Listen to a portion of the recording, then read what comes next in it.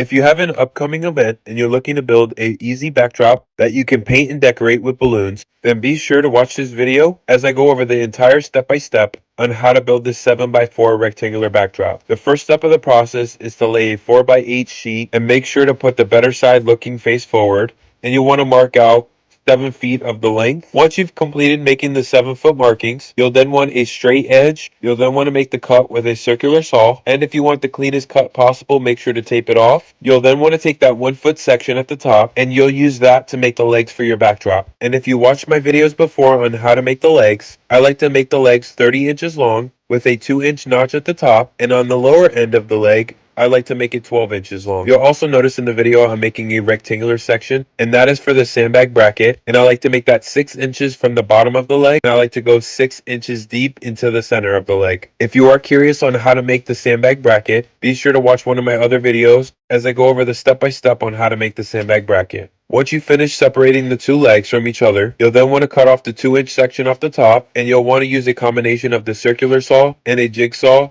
to cut out the notch for the sandbag bracket. Be sure to make sure that notch is 3/4 inch thick, and if you want the cleanest look possible, make sure to invest in a Dremel sander bit, as using this will give you a factory finish look. Once you finish making the legs, you'll then want to begin to install them, and because this backdrop is 4 feet wide, you'll want to install the legs 11 1/4 inch from the edge of the board, and you will need 2 utility hinges per leg. I like to use 2.5-inch utility hinges, and you will notice that I like to install it 1 inch from the top and 1 inch from the bottom of the leg. And one tip I could provide is to make sure that the bottom of the leg is flush with the bottom of the backdrop board. Once you finish installing the leg, you'll then begin to install the gate hook and eye, and I like to install this 24 inches from the bottom. And the main function of the gate hook is to prevent the legs from swinging open unexpectedly during transporting the backdrop along with storing it. Once you finish with the one side, you'll then repeat the exact same process on the opposite side. And when installing the legs, make sure that the leg is sitting upright 90 degrees. And when double checking your work, you'll want the internal measurement of both of the legs at 24 inches. This is so the sandbag bracket can fit in snug. Once you finish doing this, your backdrop is now ready to go and ready for paint. So be sure to put all your questions in the comments, and like always, thank you for watching.